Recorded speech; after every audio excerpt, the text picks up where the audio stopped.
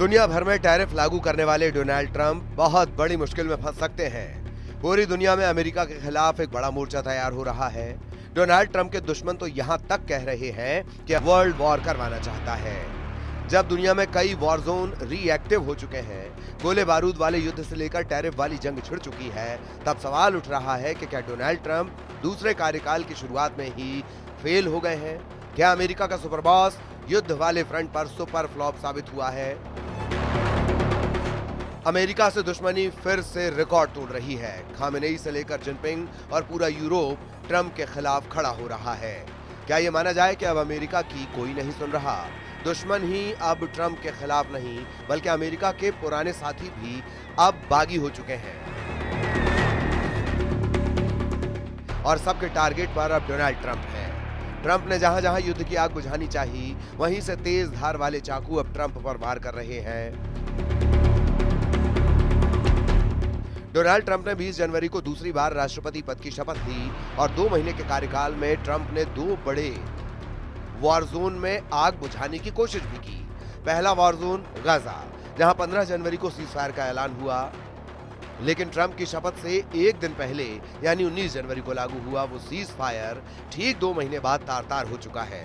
दूसरा war zone Ukraine, जहां Donald Trump ने बहुत मिन्नत और मशक्कत के बाद पुतिन और ज़ेलेंस्की दोनों को 30 दिन के युद्ध विराम के लिए राजी किया, लेकिन ट्रंप कार्यकाल के 2 महीने के अंदर ही यूक्रेन में फिर भयंकर युद्ध शुरू हो चुका है। यानी ट्रंप यूक्रेन में भी फेल हो गए हैं, जहां पुतिन और ज़ेलेंस्की एक दूसरे पर आग बरसा रहे हैं, और गजा में भी ट्रंप नाकाम हो चुके हैं क्योंकि इजराइल ने सीज फायर तोड़ दिया और 48 घंटे में हुई बमबारी में 700 से ज्यादा लोग मारे गए। लेकिन ट्रंप अब भी सीज फायर के मूड में है।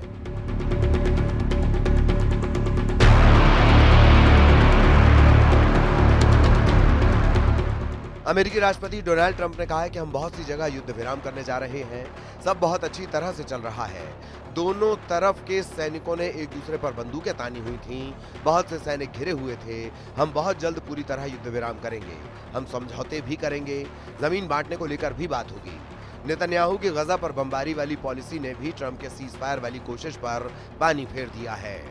गजा में हालात बहुत ज्यादा खराब हैं और एक बार फिर नेतन्याहू कह रहे हैं कि हमास को पूरी तरह खत्म करना ही उसका एजेंडा है।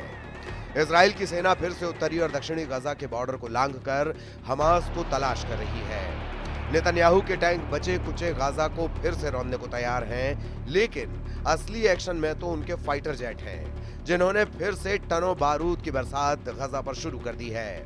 नेतन्याहू कह रहे हैं कि अब हमास से बात होगी तो बमबारी के साथ होगी। इजराइल के पीएम बेन्यामिन नेतन्याहू ने कहा कि रक्षा मंत्री से मुझे सेना की सिफारिश मिली है कि हमास पर फिर से हमले शुरू किए जाएं। अब इजराइल हमास पर और तेज हमले करेगा। अब बातचीत सिर्फ बमबारी के बीच होगी। गजा के बाद दूसरा बड़ा वॉर जोन यूक्रेन है और यहाँ पर ज़ेलेंस्की और पुतिन की दुश्मनी अब रिकॉर्ड तोड़ हो रही है। पुतिन ने ट्रंप को सिग्नल भेज दिया है कि अब सीजफायर नहीं होगा, बल्कि इतने बम बरसाए जाएंगे कि ज़ेलेंस्की सोचेंगे कि बचाएं क्या और भागे कहां। पुतिन दुश्मनी लेने वाले को माफ नहीं करते, ये बात ज़ेलेंस्की बहुत अच्छी तरह से जानते हैं। हालांकि ट्रंप से बातचीत में दोनों पक्ष 30 दिन के सीजफायर के लिए तैयार हो गए थे, लेकिन अचानक यूक्रेन और रूस के बीच बमबाजी का रिकॉर्ड टूट गया। पुतिन खार्किव से लेकर ओदेसा और सुमे से लेकर जापोरिजिया तक हमले करके बता रहे हैं कि यूक्रेन की सजा माफ नहीं की जाएगी। ये बात ज़ेलेंस्की का हर कमांडर जानता है कि जब पुतिन सजा देते हैं तो उनकी लाठी में आवाज नहीं होती। जिस युद्ध को रोकने का ख्वाब ट्रंप ने देखा था, जिस युद्ध को रोकने के नाम पर वो अमेरिका में दोबारा राष्ट्रपति बने, वो जंग अब ट्रंप के कंट्रोल से पूरी तरह बाहर हो चुकी है।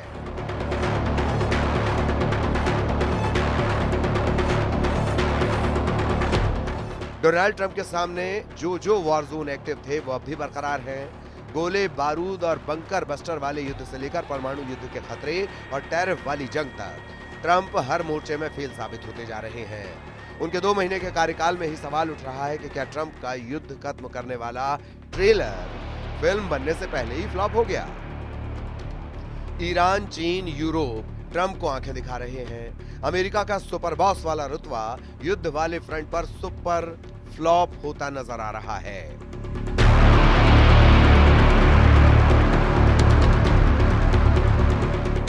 ईरान के सर्वोच्च नेता अली खामेनेई ने कहा है कि अमेरिका को पता होना चाहिए कि ईरान को डराने से कुछ नहीं होगा। ईरान ने कभी युद्ध शुरू नहीं किया, लेकिन अगर कोई बुरे इरादों से काम करता है तो उसे सख्त सजा मिलेगी। ईरान के सर्वोच्च नेता अली खामेनेई बार-बार बता रहे हैं कि अमेरिका चाहे जितनी बड़ी ताकत हो, डोनाल्ड ट्रंप चाहे जितने बड़े डील मेकर हो, ईरान उनके साथ समझौता नहीं करेगा। वैसे ट्रंप को ईरान ही नहीं, यूरोप भी आंख दिखा रहा है।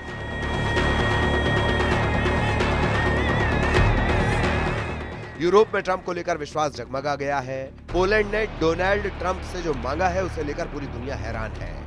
पोलैंड अब खुद पुतिन को परमाणु टक्कर देने वाला लॉन्च पैड बनना चाहता है। वो इसलिए क्योंकि यूरोप में ट्रंप को लेकर भरोसा शून्य लेवल तक पहुंच चुका है। पूरे नेटो को सुरक्षा की नई गारंटी की जरूरत है और पुतिन से बचने के लिए एटम बम ही सबसे बड़ी गारंटी माना जा रहा है। इसीलिए पोलैंड के राष्ट्रपति आंद्रे दूदा चाहते हैं कि डोनाल्ड ट्रंप अपना एटम बम उन्हें सौंप दें, यानी अमेरिका अपने परमाणु बम पोलैंड में तैनात कर दे। दूदा के मुताबिक बिना परमाणु हथियारों के रूस को रोकना मुश्किल है। पोलैंड के राष्ट्रपति आंद्रे दूदा ने कहा है कि शांति तभी मुमकिन है जब उसके पीछे ताकत हो, ताकि हमलावर को रोका जा सके। अगर युद्ध को रोका नहीं जा सकता तो शांति बहाली के लिए न्याय के साथ साथ ताकत की भी जरूरत होती है। पोलैंड की दलील ये कि पुतिन अपने परमाणु हथियारों को बेलारूस में तैनात कर चुके हैं। ऐसे में पोलैंड भी परमाणु बम की मेजबानी के लिए तैयार है। इसमें कोई शक नहीं कि पुतिन के युद्ध को लेकर पूरा नेटो तनाव में है। पोलैंड तो यूक्रेन के बाद पहला फ्रंट है जहां लगातार नेटो की सेनाएं एक्टिव रहती हैं। और अब पुतिन के साथ ट्रंप की नजदीकी ने पोलैंड ही नहीं पूरे यूरोप में एक डर बिठा दिया है। पोलैंड के प्रधानमंत्री डोनाल्ड टस्क ने कहा है कि मैं भी ये चाहूंगा। ये पोलैंड के लिए स्पष्ट वजह है कि हमारी अपील को सुना जाए। उम्मीद है कि राष्ट्रपति ट्रंप सकारात्मक प्रतिक्रिया के लिए तैयार होंगे। इजराइल और यूक्रेन का रुख भी बता रहा है कि ट्रंप की नसीहत अब मजाक बन चुकी है। गजा में युद्ध विराम टूट चुका है और जब से ईरान के परमाणु कार्यक्रम को लेकर ट्रंप ने नजरें टेढ़ी की हैं, उनको भी तेहरान से कड़वे बोल सुनने को मिले हैं। इसमें कोई शक नहीं कि गजा से लेकर बेरूत और यमन से लेकर तेहरान तक डोनाल्ड ट्रंप की छवि अब डील मेकर नहीं, वॉर मेकर की बनती जा रही है। और ट्रंप के लिए बड़ा झटका यह है कि उनकी धमकियों को अब कोई गंभीरता से नहीं ले रहा। ईरान के युद्धाभ्यास भी लगातार जारी है। ईरान अपनी मिसाइलों को दिन में भी फायर कर रहा है और रात में भी उन्हें टेस्ट कर लिया गया है। ईरान ने अपने 200 किलोमीटर रेंज वाला बावर 373 एयर डिफेंस सिस्टम दिखाकर बता दिया है कि वो अमेरिका के चैलेंज के लिए तैयार है। ईरान की ये मिसाइल लंबी दूरी तक दुश्मन का पीछा करती है और फिर उसे मार गिराती है। ईरान के टारगेट पर अमेरिका का F-35 जैसा स्टेल्थ फाइटर जेट है। वैसे अब सबकी नजर ट्रंप के उन बम वर्षकों पर है जो हिंद महासागर में डिएगो गार्सिया आइलैंड पर तैनात किए गए हैं। यहाँ B-2 बम वर्षकों को इसलिए तैनात किया गया क्योंकि सबको ये लग रहा है कि अप्रैल में ही ट्रंप ईरान पर बड़ा हमला कर सकते हैं।